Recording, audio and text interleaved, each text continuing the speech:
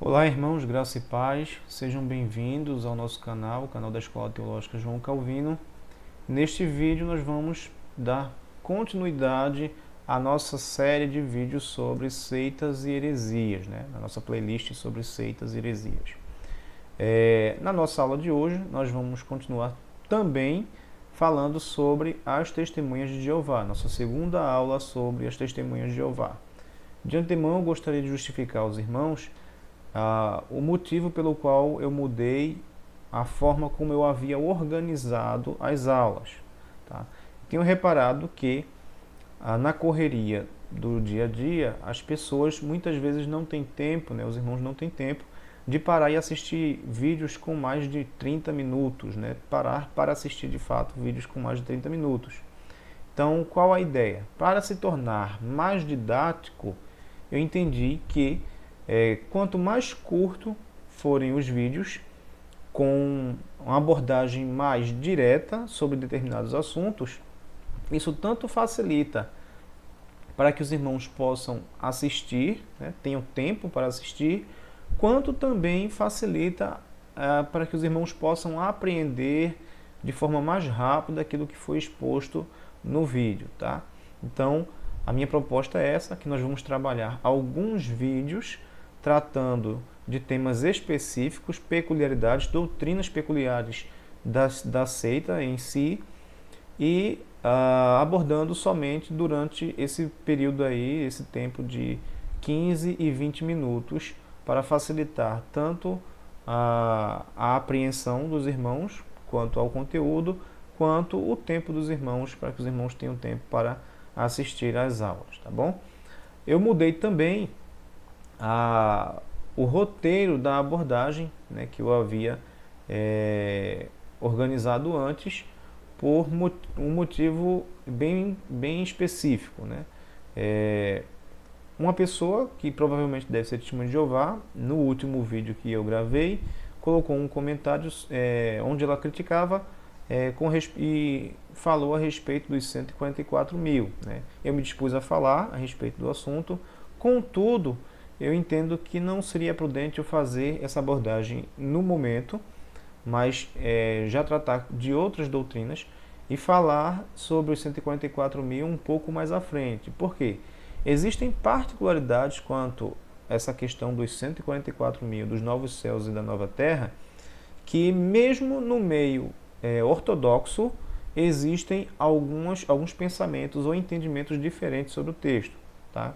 Então, por exemplo, nós que somos de linha reformada, temos o entendimento de que, de fato, não aos moldes das testemunhas de Jeová, mas que, de fato, a Escritura aponta para que haverá uma restauração do cosmos e que nós viveremos não eternamente no céu, mas que, de fato, viveremos na terra restaurada.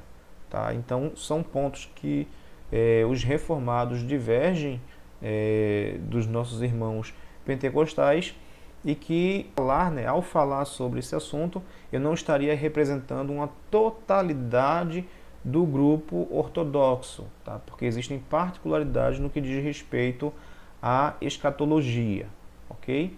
Então nós vamos tratar de outros assuntos, e eu pretendo, quando for tratar sobre essa questão dos 144 mil, esboçar tanto o pensamento dos reformados, aquilo que eu defendo, quanto o pensamento dos irmãos pentecostais, certo? Então, a ideia é exatamente trazer uma aula que possa abranger os diversos segmentos ortodoxos da fé cristã. Tá? Então, vamos dar continuidade. E o nosso roteiro para esta aula é o seguinte: nós vamos aprender o quê? O que nós vamos aprender nessa aula? O que são pontos de contato, o que é a Trindade e a análise de 3 textos bíblicos que comprovam a doutrina da Trindade já no Antigo Testamento. Tá? Então, primeiro, o que são pontos de contato? Pontos de contato, irmãos, são aqueles elementos que são compartilhados por pessoas ou mesmo denominações que, mesmo que diferindo em outras questões, podem servir de início para um diálogo entre as partes. Ou seja, por mais que nós discordamos, né, das doutrinas das testemunhas de Jeová, mas existe certos assuntos ou certas doutrinas em que nós de fato concordamos. Vou dar um exemplo. Deus é o único Deus. Tá? A Escritura demonstra isso de forma muito clara. As testemunhas de Jeová, eles creem de fato que Deus é o único Deus. Tá? Eles não são falsos nisso. E as denominações ortodoxas também creem que Deus é único. Tá? Então, o ponto de contato aqui é o quê? Que a doutrina de que há somente um Deus, ela é compartilhada tanto pelas testemunhas de Jeová quanto pelas denominações ortodoxas. Então, a partir dessa concordância que nós temos quanto à verdade de que existe um único Deus, nós já podemos estabelecer um diálogo, e um diálogo respeitoso, onde poderemos, aos poucos, tocar em assuntos que nos separam, né?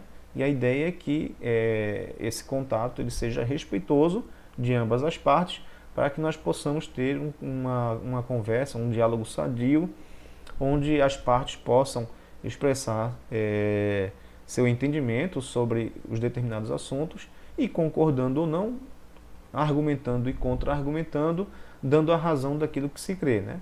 Se nós conseguirmos, pelos argumentos bíblicos, não estou falando só pela eloquência humana, mas demonstrar apropriadamente aquilo que a Escritura de fato ela avisa, e a outra parte estiver aberta a questionar-se, tá certo? Questionar se aquilo que crê de fato é correto, então certamente que nós chegaremos a um ponto em que uma das partes vai entender que está equivocada e que o entendimento do outro que está mais alinhado com as Escrituras, tá bom? Então vamos lá. O primeiro ponto que nós vamos tratar, né, com relação a essa questão da Trindade, é que existe certa distorção, e com todo respeito eu falo isso, mas no meio das testemunhas de Jeová, eles não são encorajados, por exemplo, a estudar outro tipo de literatura. Então o entendimento que eles têm de Trindade é um entendimento que é repassado para eles dentro da própria instituição, da organização. E esse entendimento que eles têm da Trindade não é fiel àquilo que nós, ortodoxos, entendemos como sendo, de fato, a expressão do entendimento do que é a Trindade. Vamos olhar aqui. Para as testemunhas de Jeová, nós, quando dizemos que Deus é Pai, Filho e Espírito Santo, estamos dizendo, na verdade, que o Pai é um Deus, o Filho é um Deus e o Espírito Santo é um Deus. Tá? Quando, na verdade, o nosso entendimento não é esse. Tá? Nosso entendimento é que Deus, ele é essa essência, ou a natureza divina, e que esse Deus essencial, essa natureza divina, ele existe em 3 personalidades diferentes. E essa personalidade recebe o nome de Pai, de Filho e do Espírito Santo. Então, o Pai é Deus, o Filho é Deus e o Espírito Santo é igualmente Deus. Mas eles são exatamente o único e mesmo Deus. De forma que o Filho não é Pai, não é o Pai não é o Filho, o Pai não é o Espírito não é o Pai, o Espírito não é o Filho e o Filho não é o Espírito. Tá? Eles são pessoas distintas, mas que existem no mesmo e único Deus. Então, todos os atributos da natureza divina, eles compartilham. Pai, Filho e Espírito Santo compartilham. Da eternidade, da onisciência, todos os atributos da divindade. Tá bom? Então, uma definição bem breve. O Deus eterno é uma unidade composta, ou seja, há um único Deus todo-poderoso, mas há 3 pessoas que compõem a divindade. Então aqui há de se fazer distinção entre pessoa e natureza. Então, pessoa. Em Deus, a essência, existem três pessoas, ou seja, há três pessoas na divindade. A natureza, porém, é uma só natureza. Então, há, porém, uma só natureza. Então, as três pessoas possuem simultaneamente todos os atributos de Deus. Então, novamente, em Deus há três pessoas: a pessoa do Pai, a pessoa do Filho e a pessoa do Espírito Santo. Contudo, há, porém, uma só natureza, e essas três pessoas que fazem parte dessa natureza divina, eles simultaneamente possuem todos os atributos dessa natureza. Então, Deus possui em si três pessoas distintas, mas apenas uma natureza. Então, essa natureza, que é o Deus único, ele existe em três pessoas, ele se revela na Escritura em três pessoas distintas. Tá bom? Aqui, a partir daqui, irmãos, nós vamos fazer a análise de três textos a fim de demonstrar no Antigo Testamento já, né, essa verdade da unidade composta de Deus. Tá? Ou seja, que Deus é um, mas que ele existe em três pessoas distintas. Texto muito famoso que é utilizado pelas Testemunhas de Jeová, o qual nós concordamos plenamente, que é o texto de Deuteronômio 6,4, onde diz: Ouve, ó Israel, o Senhor, nosso Deus, é o único Senhor. Tá? Então, eles, quando querem demonstrar que Deus está falando que é único, eles utilizam esse texto, né, e sem atentar para os pormenores do texto, ou seja, questão de uma exegese bem estabelecida, atentando também para o idioma original em que o texto foi escrito.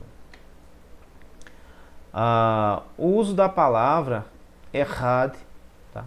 Em seu livro Testemunhas de Jeová,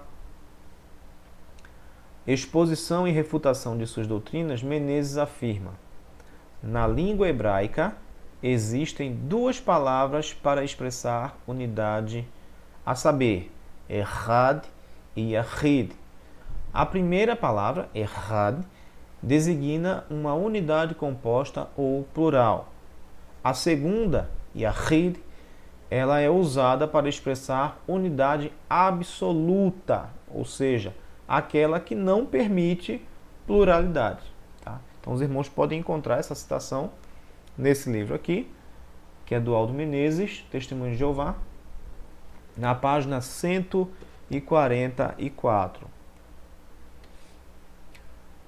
Por isso, né, um exemplo de um texto que demonstra essas duas palavras sendo utilizadas, cada uma em seu contexto. O primeiro texto que nós podemos abordar é o texto de Gênesis 2:24, onde Deus diz: por isso, deixa o homem pai e mãe e se unem à sua mulher, tornando-se os dois uma só carne. Tá? Então, qual é a palavra que o escritor bíblico, que a propósito é o mesmo escritor que escreveu o texto de Deuteronômio, Moisés, nós escrevemos nisso, que ele utilizou aqui para definir a ideia de o homem e a mulher como uma unidade composta? A palavra que Moisés utilizou aqui é a palavra errad. Errad dá a ideia de uma unidade composta por duas pessoas. É uma unidade, mas ao mesmo tempo essa unidade ela é composta. Outro texto que nós vamos abordar, né, já mostrando dentro do seu contexto a aplicação da palavra yahid, é o texto de Juízes 11:34. O texto diz assim: vindo, pois, Jefté a Mispa, a sua casa, saiu-lhe a filha ao seu encontro, com adufes e com danças. E era ela filha única. Não tinha ele outro filho nem filha. Tá?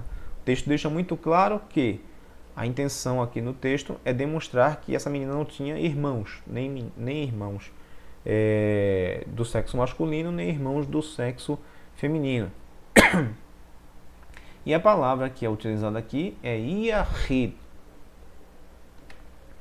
A pergunta é, qual palavra o mesmo escritor que escreveu Gênesis, e escreveu também Deuteronômio, usou para atribuir a Deus essa natureza única? Tá? Então, ouve, ó Israel, o Senhor nosso Deus é Errad, único Senhor. A palavra que o escritor usou aqui é a que define Deus como sendo uma unidade composta. Ele é único, porque não existe outro igual a ele, mas essa unidade de Deus é composta, e nós entendemos isso no Novo Testamento de forma muito clara, que é composta pelo Pai, pelo Filho e pelo Espírito Santo. Tá certo? Então, outros textos nós vamos abordar nas próximas aulas, tratando sobre a divindade do Filho, tratando sobre a divindade do Espírito Santo. Mas hoje, para que o vídeo não fique muito longo, demasiadamente longo, nós vamos parar por aqui. Que Deus os abençoe e até a próxima aula.